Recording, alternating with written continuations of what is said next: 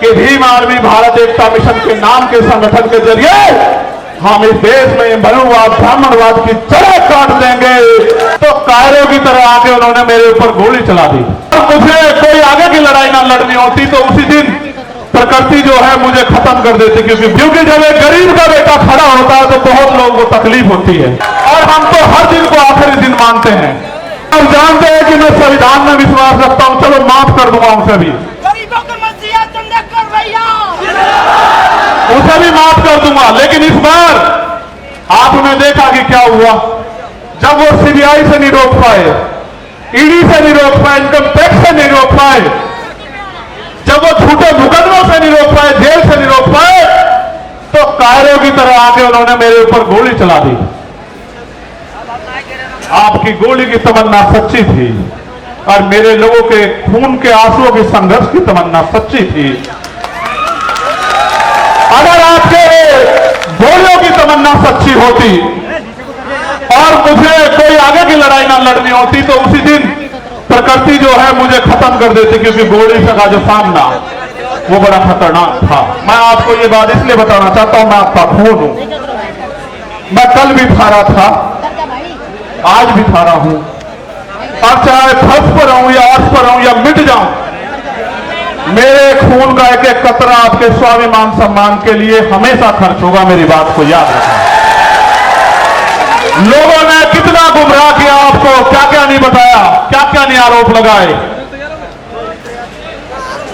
फिर भी नहीं रोक पाए। क्योंकि जब एक गरीब का बेटा खड़ा होता है तो बहुत लोगों को तकलीफ होती है।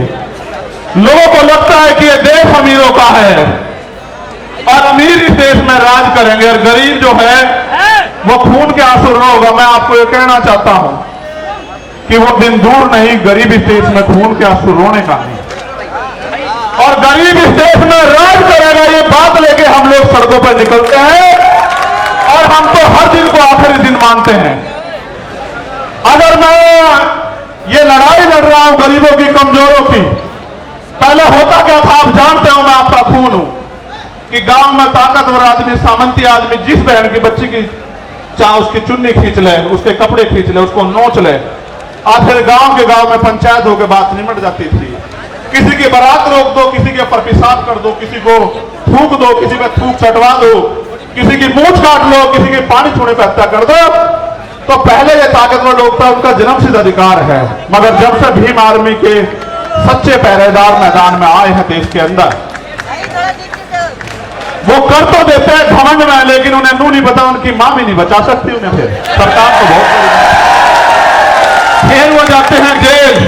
जब वो जेल जाते हैं तो वहां बैठ के वो सोचते हैं कि हम किसकी वजह से जेल जा रहे हैं। तो जब वो जेल जाते हैं तो फिर वो क्या करते हैं पता है, वो जेल जाके ये कहते हैं बाहर निकलते कि इस आदमी को निपटाओ, वरना तो हमारा एक छत्र जो अधिकार है वो खत्म हो जाएगा इस देश में। उन्होंने शुरुआत ये यहां नहीं की, उन्होंने शुरुआत बिहार में की, जब भाई राकेश पासवान को उन्होंने 20 गोली मारी। हम समझ नहीं पाए, 20 गोली मारने के बाद उन्हें लगा डर जाएंगे, लेकिन आप डरे नहीं। फिर उन्होंने विदिशा में हमारे जिला अध्यक्ष भाई चरण सिंह की हत्या करी, फिर भी नहीं हम डरे। हम आंदोलन में आए, हमारी जान चली गई, तब भी नहीं डरे। फिर उन्हें लगा कि भाई जड़ ही काटो, टहने भी मजबूत है, जड़ भी मजबूत है, पत्ते भी मजबूत है, भाई जड़ ही काटो। तो बाबा साहब वाले रुकने के लिए, तो जड़ काटने का वो क्या था कि चंद्रशेखर आजाद को निपटा दो। देखो वो तो बच्चे हैं जिन्होंने ये किया है, सच बात बता रहा हूं, बच्चे, लेकिन उनके हाथ पीछे जो है ना, उनकी जिन्होंने उनके हाथ में हथियार दिए वो बच्चे नहीं है। हम सीबीआई जांच की मांग इसलिए कर रहे थे कि बहुत सारे लोगों ने मजाक उड़ाया कि अपने आप सिक्योरिटी लेने को हमला कर दिया है।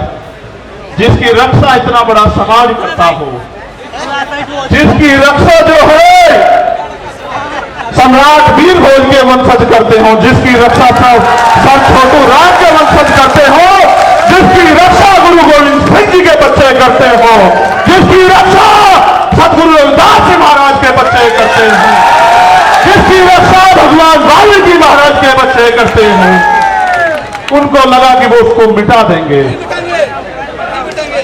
ये किसान कमेरों की आवाज है, ये मिट्टी का भले ही हो, लेकिन इसके लोगों ने इसे बड़ा ताकतवर बनाया। ये एमपी एमएलए भले ही ना हो, लेकिन ये अच्छी अच्छी सरकारों का गला पकड़ने का दम रखता है, ये बात सब लोग जानते हैं। सम्मानित साथियों, आज इस पावन अवसर पे, क्योंकि भीम आर्मी का स्थापना दिवस भी है, 8 साल पहले आज के दिन हमारे माननीय राष्ट्रीय अध्यक्ष और तमाम हमारे सिपाहियों ने यह ऐलान किया था कि भीम आर्मी भारत एकता मिशन के नाम के संगठन के जरिए हम इस देश में मनुवाद ब्राह्मणवाद की जड़ काट देंगे। जो कारवा एक छप्पर से चला, आज वो कारवा सैलाब के रूप में दिल्ली की सड़कों पर है। प्राइमरी स्कूल के मास्टर के इस बेटे ने कभी सोचा नहीं था कि अगर ईमानदारी से काम करने वाले को इतना प्यार मिलता है तो फिर लोग ईमानदारी से क्यों नहीं काम करते।